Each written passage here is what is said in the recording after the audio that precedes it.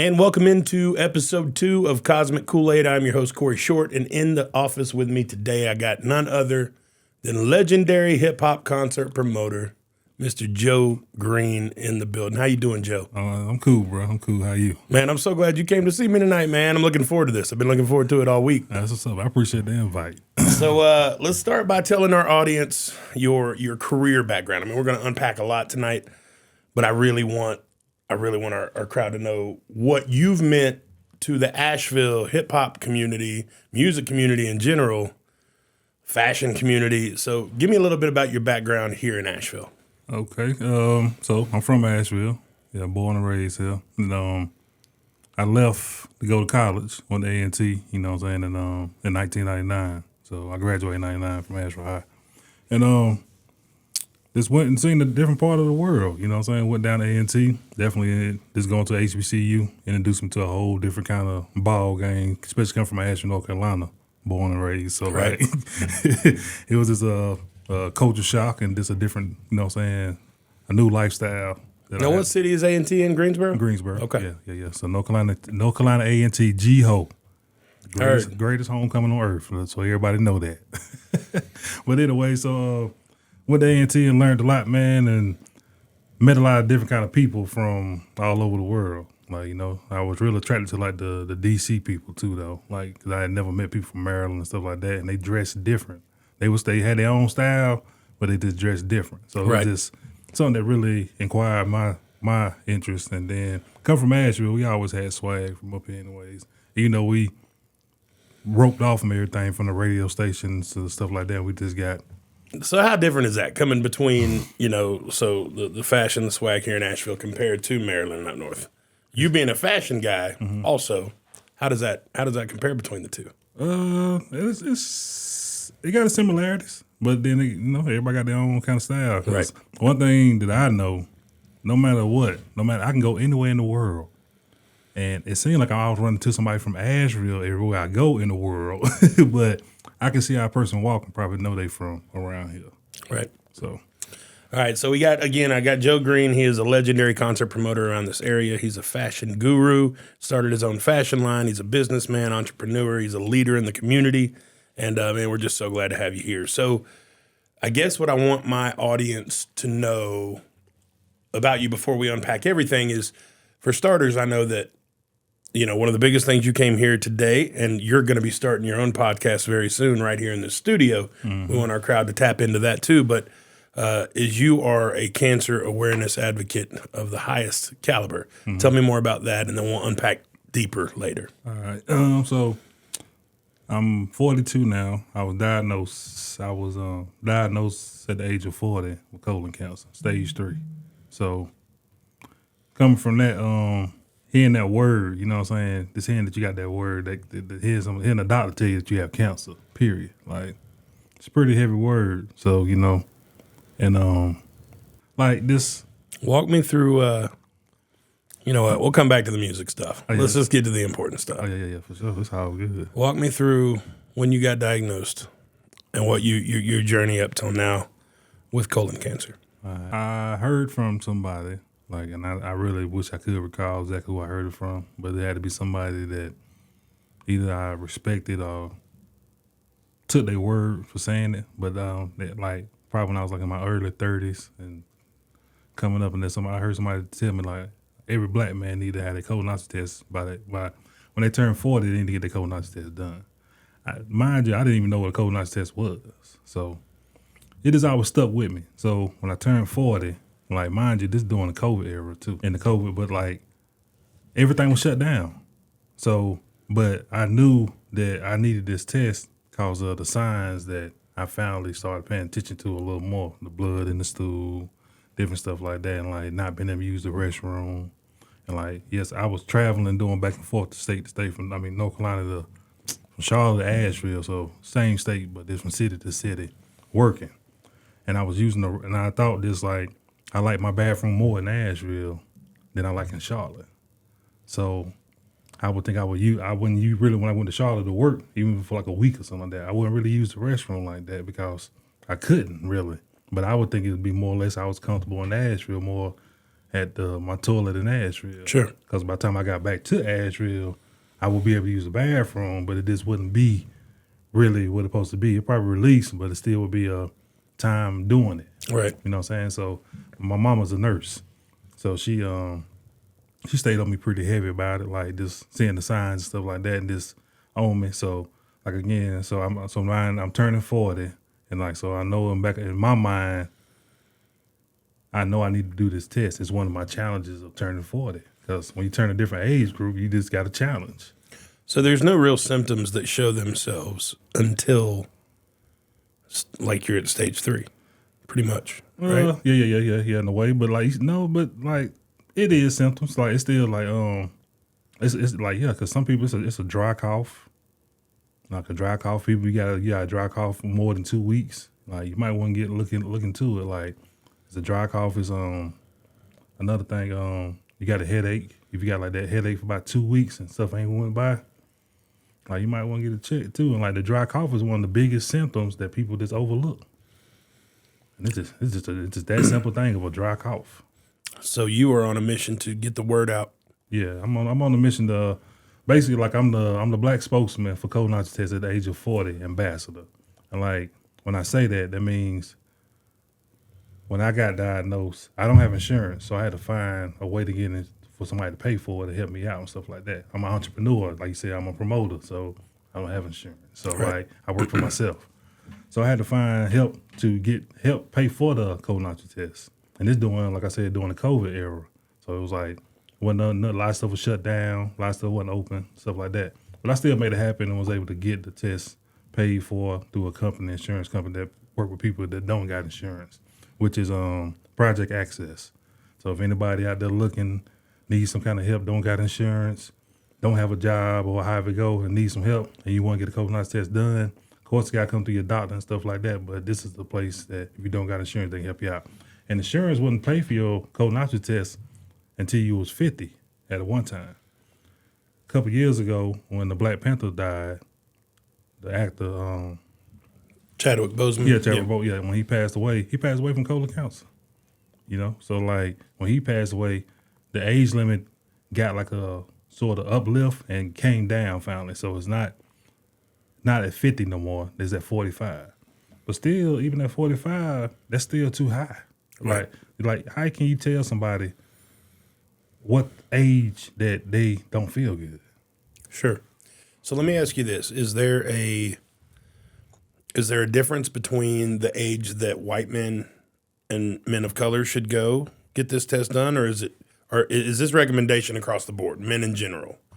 Is the medical charts different for the different races, or how does that work? So when I come to that, what I was really enlightened with from my other half, which is she's an oncologist, she's my cancer nurse. Heard. Yeah, so she let me know like cancers affect everybody, no matter what race you are. Yeah. You know what I'm saying? And like everybody got different numbers, of course, but cancer affect everybody. So sure, but what I mean is the testing that you're advocating for, the early testing. Everybody. Okay. Everybody. Yeah, they ain't got no.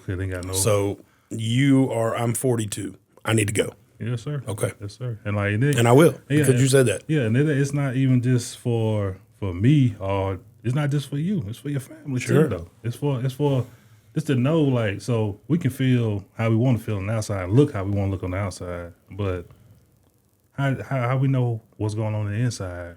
You know what I'm saying? Sure. And like you can feel like you know that you all right, but if you get it checked and everything come back good, like that's a great thing. And if it do come back and it ain't good, it's still a great thing because you find it out. You got a chance to fight it. Right. So when you're out in the community and you're pushing this, what kind of kickback do you get or feedback? You get pushback is the word I was looking for. Yeah. Pushback. Do you get much pushback? People saying, "Nah, man, I ain't old enough for that," or what are you hearing out there? Well, like I guess when people when they hear it coming from from me, like I don't toot my horn like that, but I am somebody, and like I got it, and sure. It wasn't nothing that I didn't go out here and get it, you know what I'm saying? And what is the age that you're recommending? Right at 40, we all go? 40. Yeah, Okay. and like tell you the truth, even if you feel before, like if you feel it before, if you younger than 40 and you feel that something ain't right in your body, go get checked if you got a doctor. Not saying just run to the doctor for anything, but if you feel like if you got these symptoms where you're not being able to use the restroom, you got blood in your stool, you got a dry cough, constant headache, you're tired all the time. It's not to go ask your doctor like, well, doc, these little signs coming up. Can we look into this? You know what I'm saying? Because like even if I would have understood more, because that's why it's so deep to me. Because I'm a black man talking about this. Sure. You don't hear black men talking about colonoscopy tests. Right. Or going to the doctor. You know what I'm saying? And that's something that I always heard, but I always brush it out too. But it's true. Like even with me, like I've been fighting cancer for 2 years now, and like I haven't seen, and I'm in the hospital getting treatment, and I'm in the cancer center getting treatment, but I don't see nobody that look like me really in my age group or nothing like that in here getting treatment too. And it's 2 years going by. And damn sure not out speaking about it. Not speaking promoting about it. Yeah, not talking about it. Then like I'm not saying I want to see nobody in there. Right. But like it's some people like just pushing to the side. It's gonna be all right. That ain't really nothing. That's what I'm saying. And it can be something way deeper. And even like what you were saying earlier. Even the numbers at age of 30 now, right? The numbers are up 75% of colon cancer now. That's how low it's going now. So people in their 20s getting colon cancer. Joe, you're living my biggest fear, man. Yeah. You are. But what you're going through and what so many cancer patients go through is very scary. And I just applaud you out there spreading the good word in the community and letting people know, because that's really the only way, that we as a community get better at this.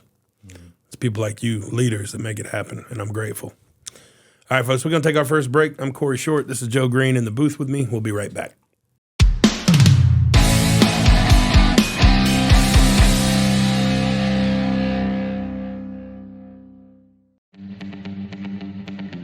In 2023, lines will be crossed, champions will be determined, and legends will be made.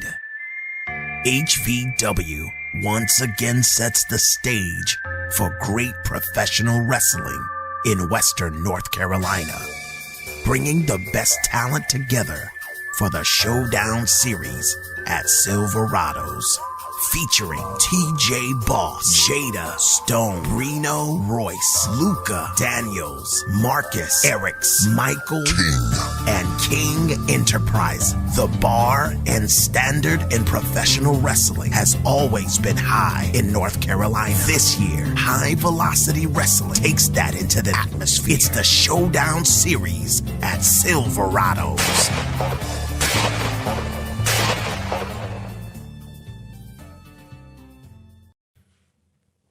All right, welcome back to the program. This is Cosmic Koolaid. I'm your host, Corey Short. In the booth with me, we have Mr. Joe Greene, who is a cancer fighter and cancer spokesman in the community. He's a leader here in Asheville and a badass concert promoter, man. The guy's done some big stuff that I'll probably never get to touch, to be honest, man. You've done some big shows, and I look forward to tapping into that a little bit later. What are your plans as far as outreach for this in the community and getting the cancer awareness out? How can people find you to learn more? Give me a little more about your plans in the future of this endeavor. Yeah, I appreciate that. So, like me, like I just got platforms, really. Like, let's get out here. I want to speak at colleges. I want to speak at events. I want to speak anywhere that can listen, churches, wherever I got to go. I mean, I just want to be. I'm the spokesman for it. So, I want to spread this word, and I need help finding avenues to get this word out, because like a lot of people say that they want to hear it, but a lot of people don't really want to hear it. So Asheville medical community, the ball's in your court to help this man. He's out here doing his thing, getting the word out. He needs some help. He needs some help from the Asheville doctors and nurses and community to help with testing and stuff. He's out in the community doing his thing. He's doing public speaking and some things as part of his business and his mission to get the word out there. So Asheville medical community, jump in and help. Yeah, come on in. Let's Absolutely. Go. You can find us at CosmicKoolaid.com. I'll get word to Joe, or his own podcast starting up here on February the 6th. Mm-hmm. Snappy Nappy Dugout right here out of this studio. Joe Greene will be doing his thing. Stay on the lookout for that. Snappy Nappy Dugout, the podcast. Going to be doing lots of outreach there as well and doing some big things in the community. So let's jump off this subject for a minute and jump into some of the fun stuff, which is what you're known for in this town, and that's concert promotion. Man, tell me some of the concerts that you have been a part of. Started off probably 1997, Okay. 98, throwing house parties, stuff like that. Then 1999, like I said, I graduated that year. So that year, like really got a little more deep into it, I guess, like throwing bigger parties, I guess, because they grew in them years or whatever. And I used to DJ from I was a DJ. So, you know what I'm saying? Like, we would get houses. We would go where we can go to have a party at back then. We would go. Sure. So, how does that scale up? You start out like $5 cover, you bring a DJ in, then you graduate to $20 cover, and then like.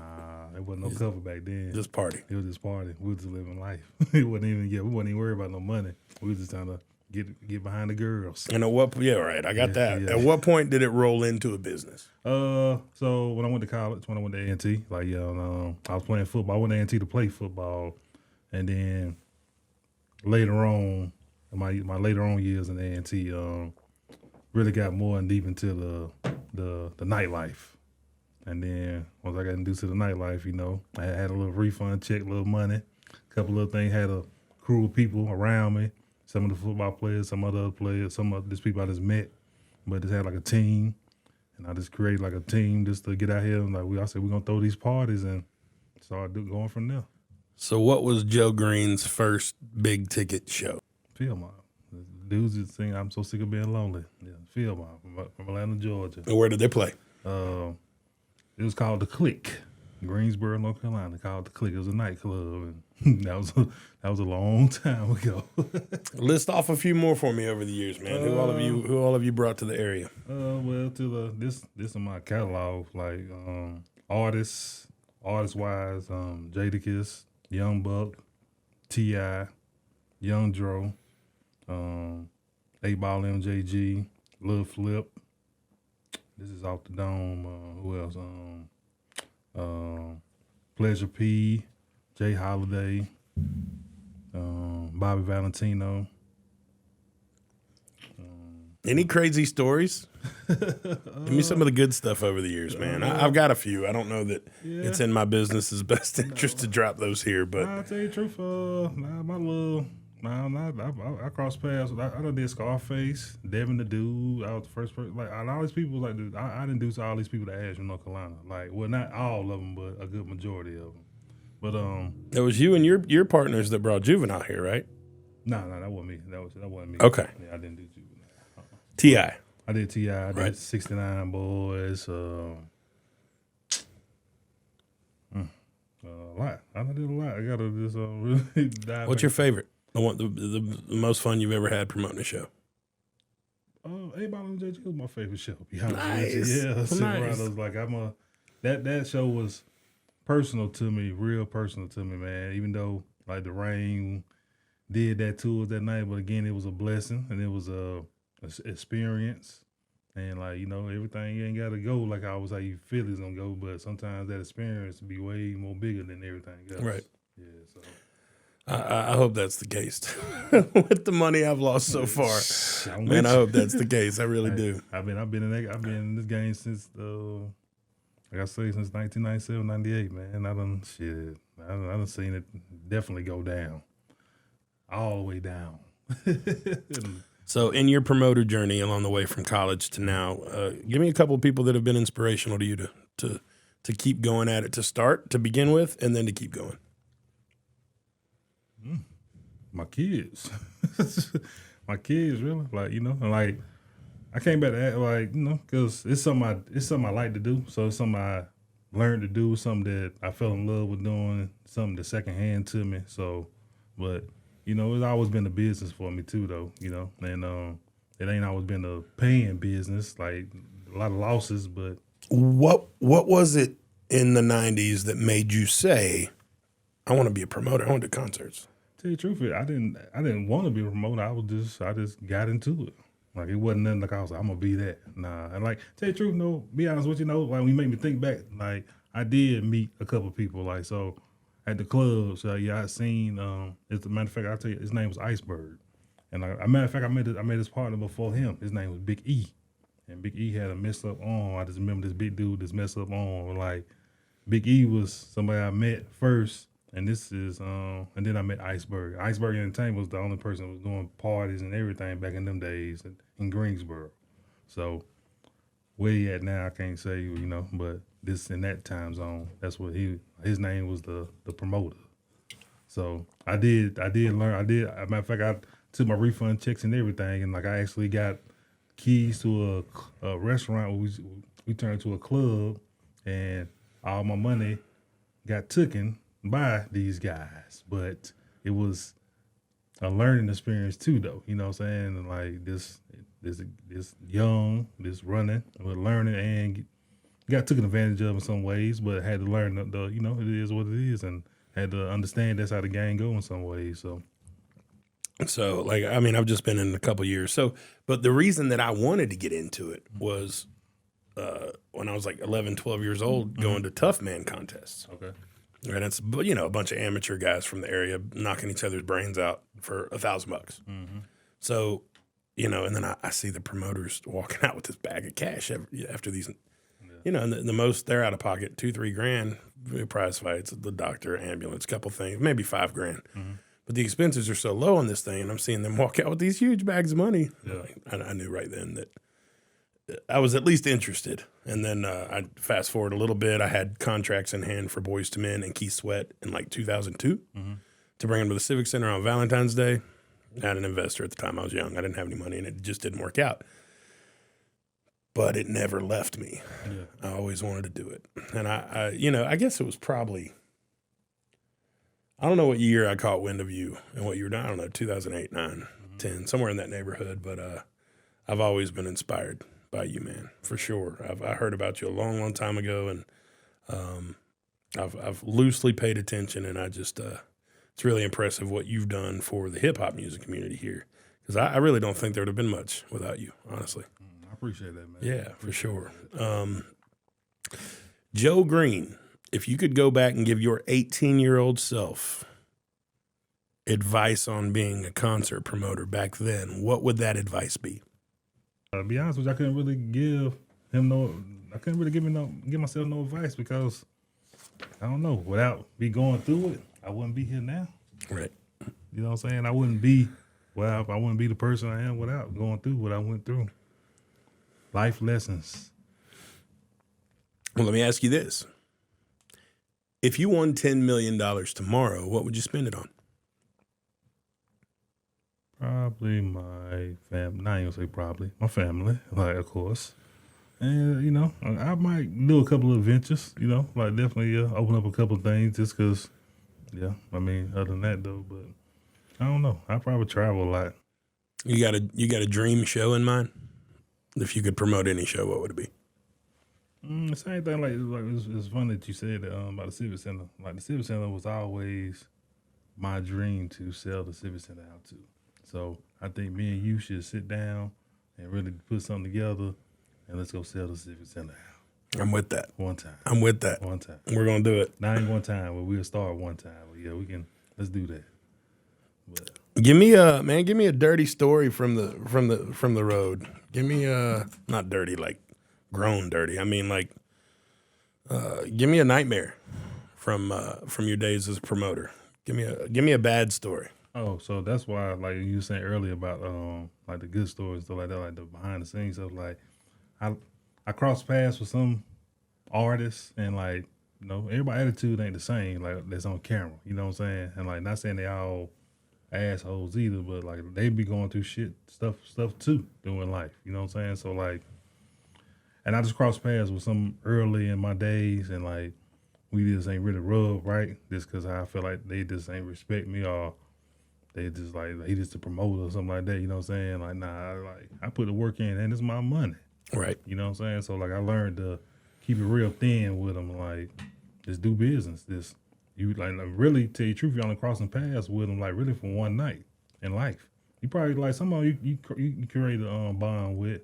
Like Scarface, I definitely I'm a big fan of him. So like I was able to sit down and really talk to him and like get some game from him. Then we traded numbers and stuff like that. So and A-Ball MJG, yes, appreciate it. Like I really enjoyed that. Like I got to sit down and we smoked and got to kick it and really chop it up and everything and stuff like that. So people like that, like like my idols, like the people I look up to, like them big artists like that, like because when I met like a couple other artists that I looked up to, some of them attitudes wasn't.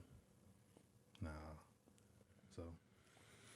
Well, so we've done, I don't know, man, probably, I'll say 100 shows at this point at Silverado's. Not all big shows. Some of them tribute bands and other stuff. But, man, it's crazy the hierarchy of respect that goes on in this business. Yeah. Like when we'll do a bill with 3-4 bands and you'll have one that will not share the bathroom with the other band. Right. I mean, just the different levels of respect or disrespect that goes on can be crazy. I mean, it's not all over the place, but they definitely know their place and claim it in the pecking order, right? For sure. Right. All right, Joe, so tell me one thing about your time as a promoter that you didn't expect when you started into this. I mean, as a promoter, you don't never think you're going to lose. So.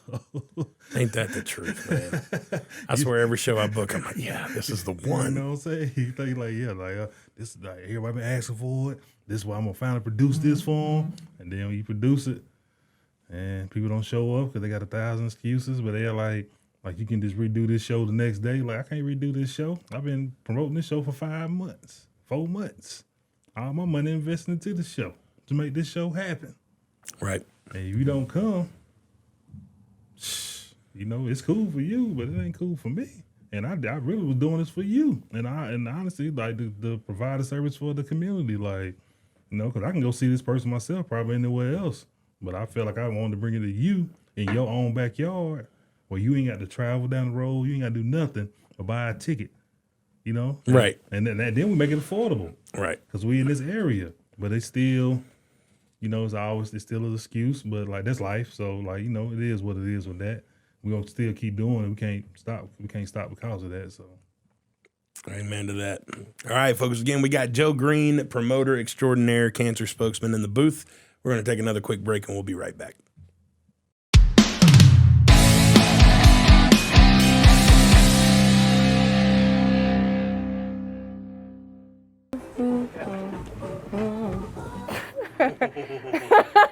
Okay.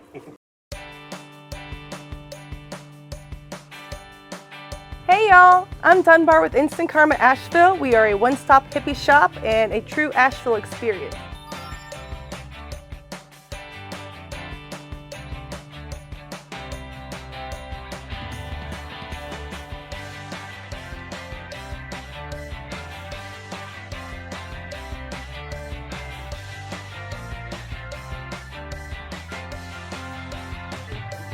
Oh, and we have 3D tapestries. You gotta check this out.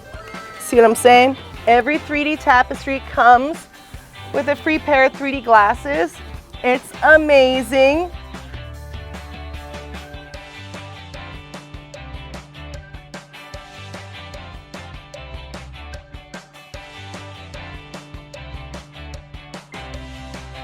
Oh yeah.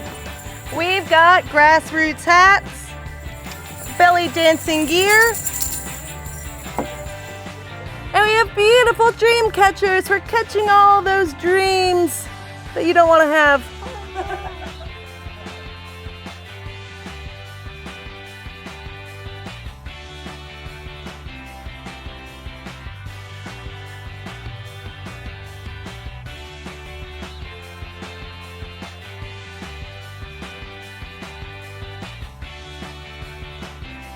We have locally made Asheville soap. It's delicious. You're gonna want some for you and your mom. Those would be incense matches. They're really great for the bathroom.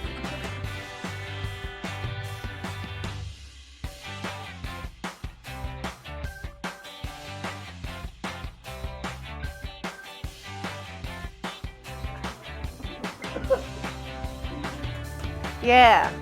We have great pipes too. And we have yoga mats. They're really beautiful and soft, and they really help you to just calm down.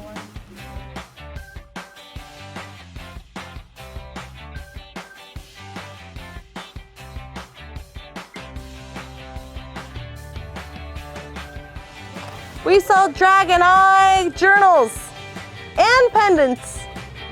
All sorts of beautifully made local stuff.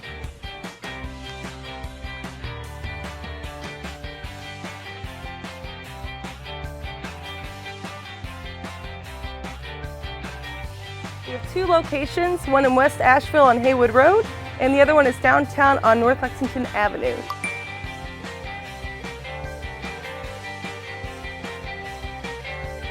Make sure you check out our online store at instantkarmaasheville.com.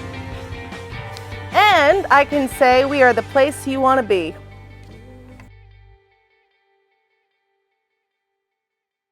And welcome back to Cosmic Koolaid. I'm your host, Corey Short. I got Mr. Joe Greene in the booth, and we got one more segment for you here to talk about all things concert promotion, cancer prevention, and good stuff in the community. That is what Joe Greene is all about. He's a good friend of mine. We haven't actually been friends that long, but I'm sure glad we met and have become aligned. We've worked together on a couple of shows, and going to be working together on his podcast here soon, which is just going to be awesome. I'm so stoked to see what all you do with that and who you bring in here and the good stuff you're going to spread in the community. But again, this is Joe Greene. He is a concert promoter over 20 years here in town. He is a stage 3 cancer patient and fighting every day to keep that on this side of the fence. And we're in awe of you, man, and super glad you're here with us. A few more questions about the concert stuff, and then I want to tap into a little bit of what you do in the community otherwise, which I know there's a lot you do with the youth and football. We'll get into that in a minute. But as far as being a concert promoter, what is one piece of advice that you give to, an 18-year-old kid wanting to come and do this? We definitely make sure. Just make sure you want to be in it. Like it's different now. Like, cause like when I came when I was 18. I came in the game. We was out in the street putting flyers on cars, like putting posters up, street like really doing footwork. Right. Nowadays it's media, so like you can TikTok and like the Instagram and Facebook, stuff like that. Like social media is such a big platforms where you can market heavy through them if you know how to market. Do you find that to be easier though?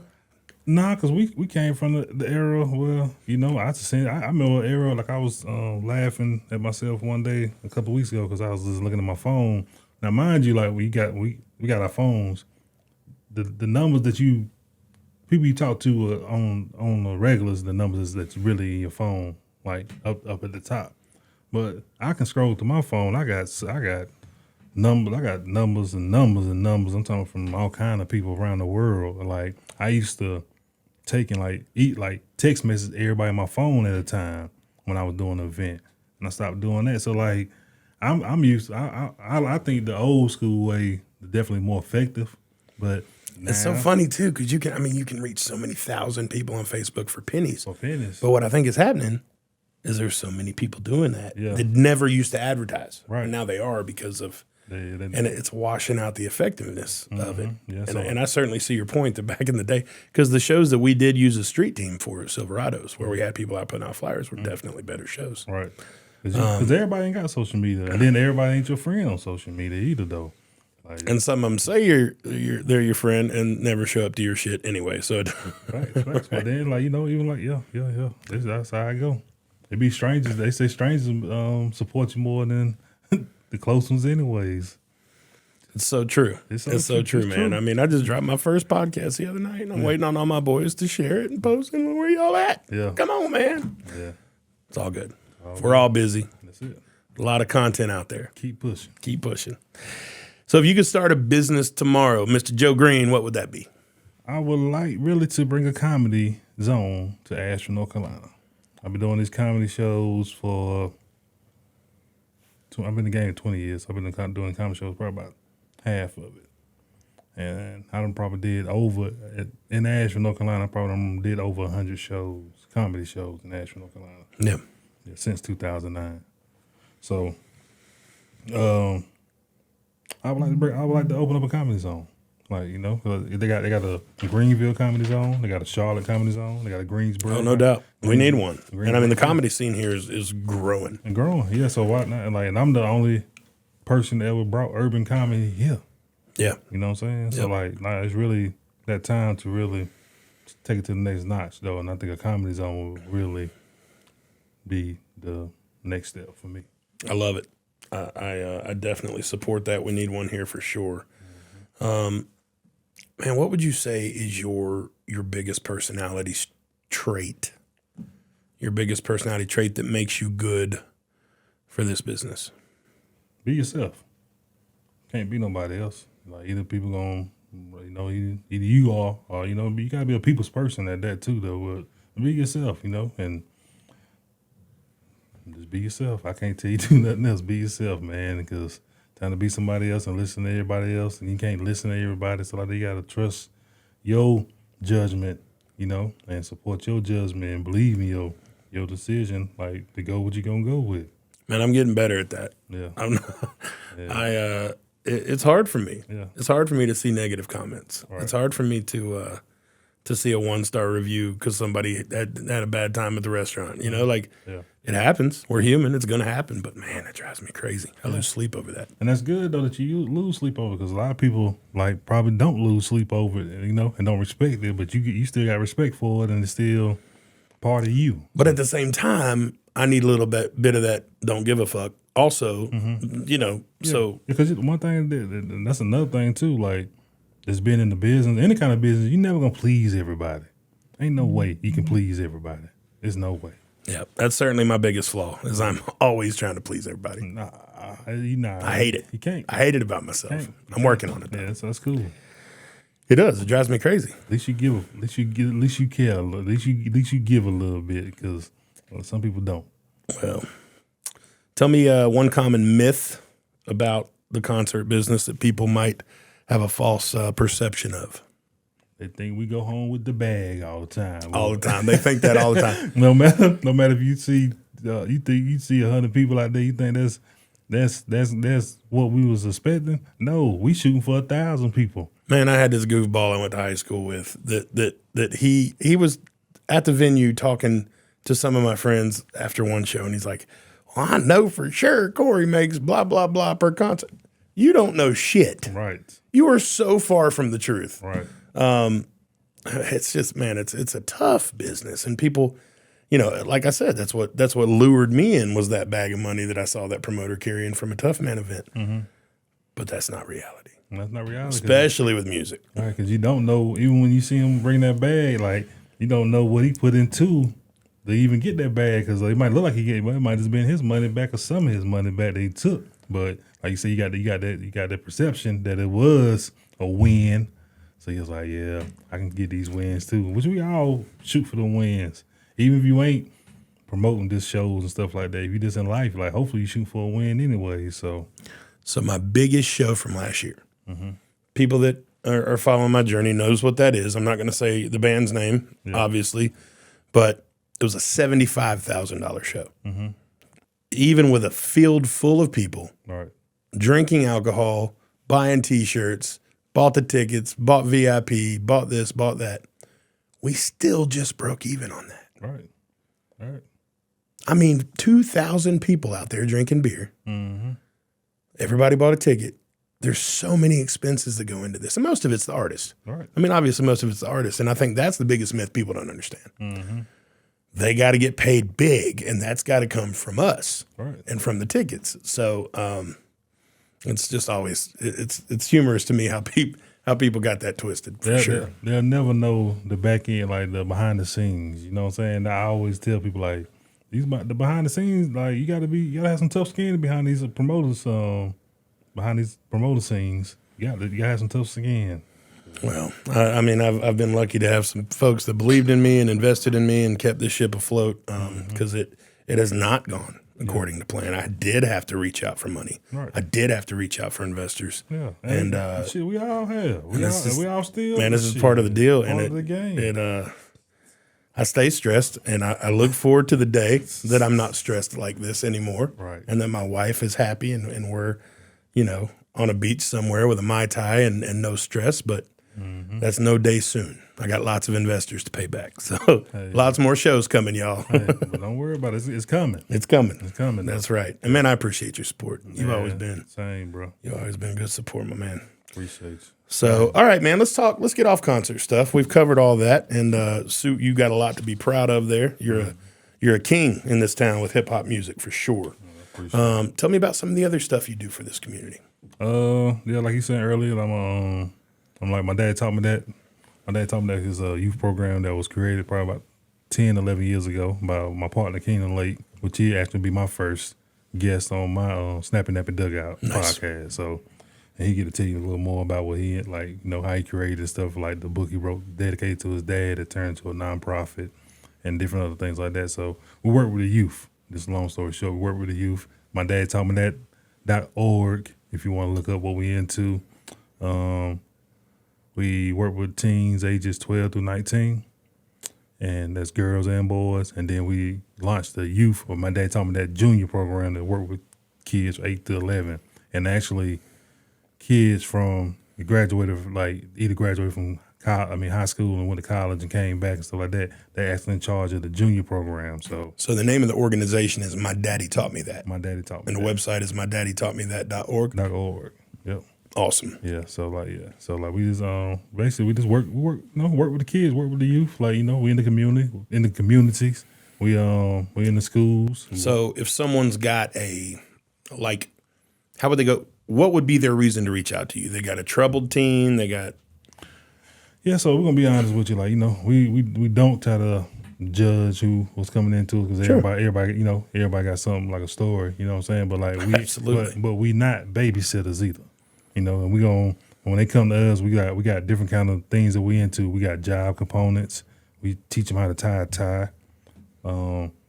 Different things, like we're gonna like teach them how to be a man, you know what I'm saying? Different things that men should do, men shouldn't do, and you know, all above, we're going to do it, but we're going to do it coming from a man's perspective to another man. So, yeah, like, you know, like we work with all kind of kids. All our kids, you know. We actually got over 100 plus kids enrolled.